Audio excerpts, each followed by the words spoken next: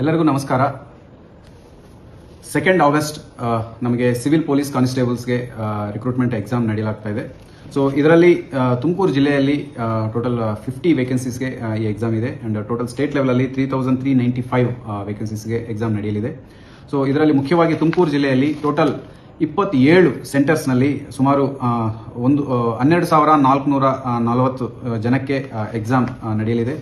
So ಇದು ಬೆಳಗ್ಗೆ 10:30 12 ತನಕ ಎಕ್ಸಾಮ್ ನಡೆಯಲಿದೆ ಅಂಡ್ ಈಗಾಗಲೇ ಎಲ್ಲರಿಗೂ ಇನ್ಸ್ಟ್ರಕ್ಷನ್ಸ್ ಕೊಡಲಾಗಿದೆ. ಕ್ಯಾಂಡಿಡೇಟ್ಸ್ಗೆ ಹಾಲ್ ಟಿಕೆಟ್ಸ್ ಅಲ್ಲಿನೂ ಮೆನ್ಷನ್ ಮಾಡಲಾಗಿದೆ. ಸೊ ಎಲ್ಲರೂ 2 ಗಂಟೆ ಮುಂಚೆನೆ ಅಂದರೆ 10:30 ಎಕ್ಸಾಮ್ ಅಂದರೆ 8:30ಕ್ಕಿಂತ ಮುಂಚೆನೆ ತಮ್ಮ ಸೆಂಟರ್ಸ್ಗೆ ರೀಚ್ ಆಗಬೇಕು. ಯಾಕಂದ್ರೆ ಸೆಂಟರ್ಸ್ ಅಲ್ಲಿ ಬಹಳಷ್ಟು ವೆರಿಫಿಕೇಶನ್ಸ್ ಇರ್ತವೆ. ಐಡೆಂಟಿಟಿ ನಿಮ್ಮ ಹಾಲ್ ಟಿಕೆಟ್ ವೆರಿಫಿಕೇಶನ್ ಇರುತ್ತೆ, ಫ್ರಿಸ್ಕಿಂಗ್ ಇರುತ್ತೆ, ನಿಮ್ಮ ಬ್ಯಾಗೇಜ್ ಅಲೋ ಮಾಡಲ್ಲ ಒಳಗಕ್ಕೆ. ಸೊ ಬ್ಯಾಗೇಜ್ ನೀವು ಒಂದು ಕಡೆ ಇಟ್ಟು ಬರಬೇಕಾಗುತ್ತೆ. ಆಮೇಲೆ ಎಲ್ಲ ಇನ್ಸ್ಟ್ರಕ್ಷನ್ಸ್ ಕೊಡಲಾಗಿದೆ.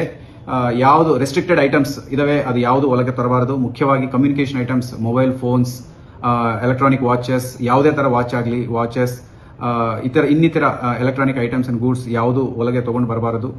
ಆಮೇಲೆ ಡ್ರೆಸ್ ಕೋಡ್ ಇದೆ. ಎಲ್ಲರೂ ಹಾಫ್ ಸ್ಲೀವ್ಸ್ ಇರುವಂತ ಡ್ರೆಸ್ ಅನ್ನು ಶರ್ಟ್ ಅನ್ನು ಹಾಕೋಬೇಕು. ಫುಲ್ ಸ್ಲೀವ್ಸ್ ಇರುವ ಶರ್ಟ್ಸ್ ಬ್ಯಾನ್ ಆಗಿದೆ.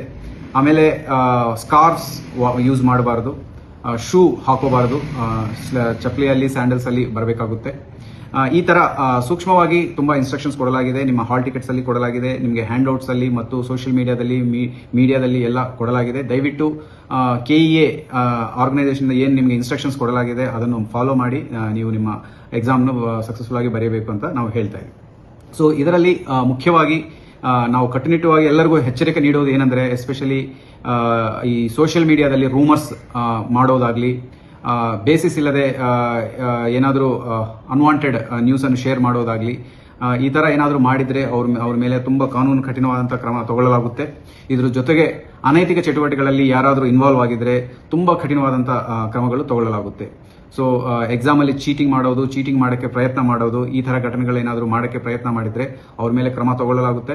And especially coaching centres, xerox shops ಇವೆಲ್ಲ ಕ್ಲೋಸ್ ಇರಬೇಕು. ಆಮೇಲೆ ಪ್ರಾಕ್ಸಿಮಿಟಿ ಏನು DC ಅವರು ಈಗಾಗಲೇ 144 ಸೆಕ್ಷನ್ CRPC ಮತ್ತು ಅದೇ ಈಗ 163 BNSS ಅಲ್ಲಿ ಏನು ಮಾಡಿದ್ದಾರೆ ಆ ಆದೇಶವನ್ನು ತುಂಬಾ ಕಟ್ಟುನಿಟ್ಟವಾಗಿ ಪಾಲಿಸಲಾಗುತ್ತೆ. ಸೊ ಸೆಂಟರ್ಗೆ 500 ಮೀಟರ್ ಸುತ್ತಮುತ್ತ ಯಾರು ಗುಂಪು ಸೇರಬಾರದು, ಯಾವುದೇ ಅಹಿತಕರ ಘಟನೆ ಮಾಡಬಾರದು.